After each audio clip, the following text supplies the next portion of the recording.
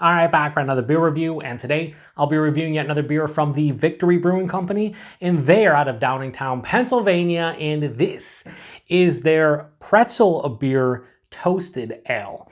So this is what they're calling a toasted ale with sea salt. It comes in at 7.5% alcohol by volume, 25 IBUs at the time of review. This can is just over 2.5 months old and also has a best by date of December 26th of 2024. So they do give this a 6-month best by date. And yeah, I picked this one up to review as a shelf beer for the month of September 2024, and I'm glad I did. We got Oktoberfest and Oktoberfest beers and everything going on now, and this kind of fits the bill.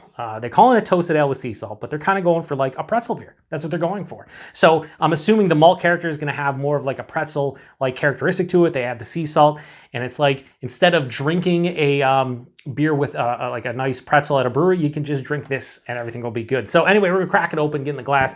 Now they do call it a toasted ale, but it's also referred to on their website as a American strong ale. So we'll see if that is indeed what it is, American Strong Ale. But anyway, that's like a catch-all, pretty much category. We're using the Victory hashtag half proper glassware. It's a Victory glass, but it's Golden Monkey, so incorrect, Joseph. Give it a pour here. Spilling a little bit here. Now, not too much. Terrible pour, though. Do something like this. I like leaving my nose in there. Get my nose in there, something. Okay, gonna shut up. Okay, that's an interesting beer right off the rip. Ooh, that looks beautiful. That has this really deep, dark, kind of like brown color that's almost into like, it almost has like a plummish kind of look to it, if I'm being honest with you. I don't know how it's gonna come off on my camera, but it has like a plummy kind of look to it. There's no clarity at all. It's definitely murky and turbid. Has about 2 to 2.5 fingers of this beautiful khaki colored head. I poured it like an animal. That head's not going anywhere. Look at that head. That head's going nowhere. That's wild how awesome that head looks. So right off the rip, it looks like a beautiful beer and something that could pass as a Pretzel Bier Toasted Ale, as they like to call it. Let's get a nose. Yeah, I mean, that malt character is super rich. It has a pretzel-esque feel to it. It just has like a really deep, like brown bread, almost like a spent grain kind of nose to it. So yeah, deep, rich brown bread, like a pumpernickel, something like that. But then it has, it's kind of, this is going to sound weird because unless you're from Buffalo or know about the sandwich itself, you might not know what I'm talking about. Here in Buffalo, we have something called a beef on weck. It's nothing all that crazy. It's basically a roast beef sandwich. However, the roll, instead of using a Kaiser roll, they use a Kimmelwick roll, which is a Kaiser roll. They put caraway seeds and salt on top of the roll. And what that does is it gives you that nice, that caraway kind of rye-like aspect to it, along with the saltiness with the beef. And people love beef on weck here in the West New York area, absolutely love it. But if you come from out of state and you're like, what the heck is a beef on weck? It's a roast beef sandwich with caraway seeds and salt on top of the Kaiser roll. That's all it is. But it works so well. And that's kind of what's happening here. I'm getting almost like a rye-esque, like a dark rye bread. And I'm getting a salinity from the sea salt. But it has such a rich, like the smell is dense. I know how stupid that sounds, but I'm being honest with you. Yeah, it's just super malty. It's a little bit of like a fruity character, like a plum. It has a little bit of like a dark fruit vibe. And a slight hop character that's kind of like a generic, like earthy kind of almost herbal tone. Yeah, it smells pretty good. Does it smell exactly like a pretzel beer? If you would think of one with a Pretzel Bier Toasted Ale. It's not, to me, super roasty and toasty. You know, it's called a toasted ale. To me, it's just like, I guess if you like maybe toasted some pumpernickel bread or something, I could see it. But it's not as toasty and roasty in the nose as what I assume based on the name of it. But it smells really good. Let's get into it. Cheers, everybody. Should I say Prost?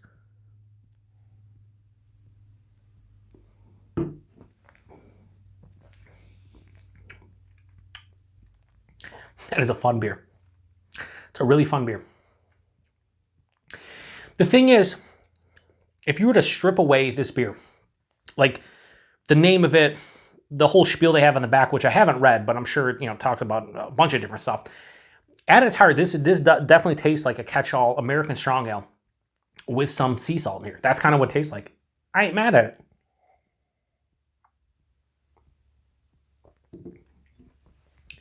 Buying this is nice, 7.5%, higher side of medium. It's appropriate. It's not thin. I don't know if you'd really want this to be super thick. If you're thinking pretzel beer, maybe you're thinking fluffy and chewy and, you know, a little bit thicker, but I don't personally want that out of something like this. I like where the body is. The mouthfeel, it's a little bit less carbonated than anticipated. This is like mild to moderate carbonation, smack dab in the middle. This is more, it has a softness to it and a smoothness to it. Not really creamy, but it's soft and smooth. Again, I don't know if that's exactly what I think it would be if I was thinking about a pretzel beer. Do I want it to be soft and smooth? Maybe, like maybe. I don't know. It's tough. The taste, the nose carries over. This taste, again, like a very malt-driven strong ale. Pumpernickel bread. I'm getting a little bit more of the toasted character in the taste, so a toasted pumpernickel bread, maybe a touch of rye or caraway seeds as well. It all hits me at the forefront, carries on through the palate. Midway through, I do get a little bit of like a caramel and a toffee, maybe a smidge of like a cocoa powder. There's a little bit of like chocolate influence here. Yeah, like a slight like roasted kind of like roasty, toasty kind of like cocoa powder.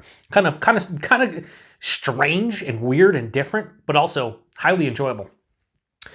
However, on the second half of the palate, more towards the end, like the last third to a quarter of the palate, there's a nice hop character here. And what hits me is this nice earthy, slightly herbaceous kind of hop character. And that's also where the salt comes in. This gentle salinity kind of is the thing that is lasting on the palate. That's kind of what it finished with, a gentle salinity that lets you know this is brewed with sea salt, and they're going for that you know, pretzel thing with the salt on top. And I think they did a pretty fucking good job with this. 7.5%, absolutely no warming in the chest, nothing on the palate, hides it extremely well. That's, to me, quite impressive, because a lot of old school strong ales, whether they're 7.5%, 10%, whatever the case may be, usually they're boozy, they're intense, they're over the top. This doesn't have any kind of noticeable alcohol astringency anywhere, whether it's the chest, the palate, whatever. So it hides it really well. I think this is a really drinkable beer. Does it necessarily capture a pretzel in beer form?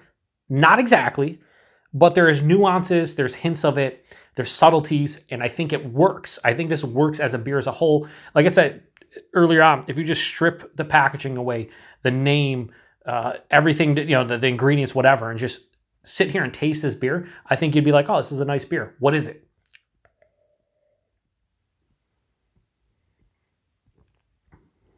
Really nice. It's kind of like has like almost like a Meriton style Oktoberfest vibe to it, but higher in ABV, a little bit more intense to the character, and then you get that salinity. And yeah, I mean, I really like the brown bread. This is really nice. Like, this is real fucking nice. I'm gonna pour the rest in, I think, because I'm gonna drink the rest of this tonight and enjoy every second of it. And try to get another decent head out of this aggressive pour here. We're gonna give one more sip, and I'm gonna lock in a rating.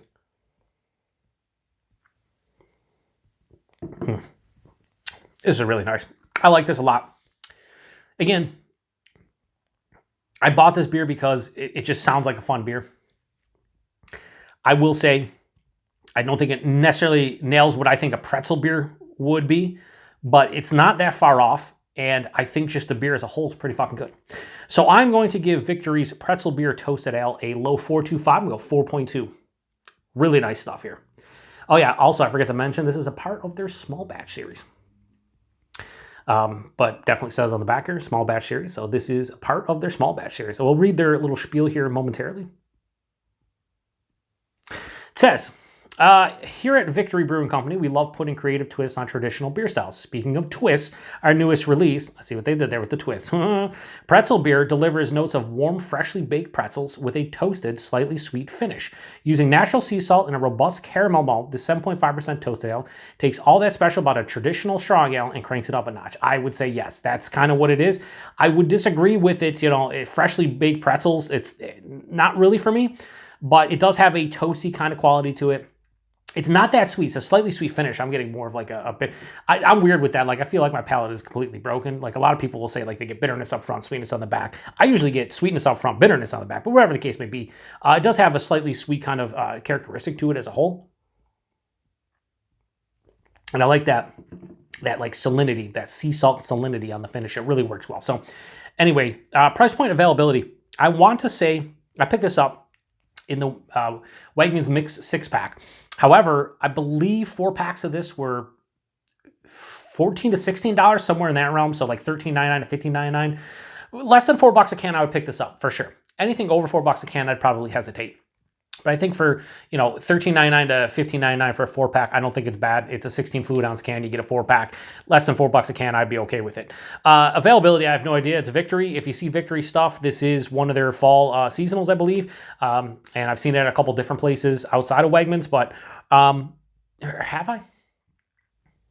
Maybe I saw it at a couple different Wegmans, but whatever.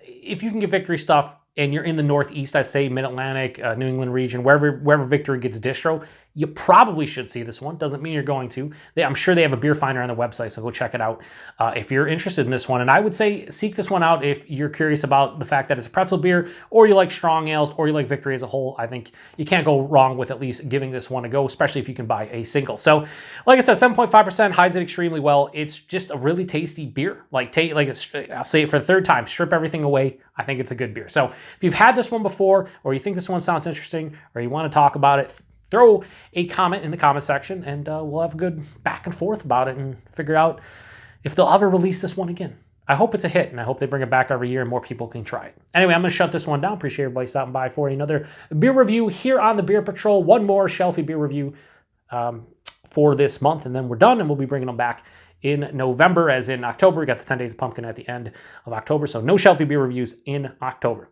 I'm leaving. Cheers. Pros. Cheers.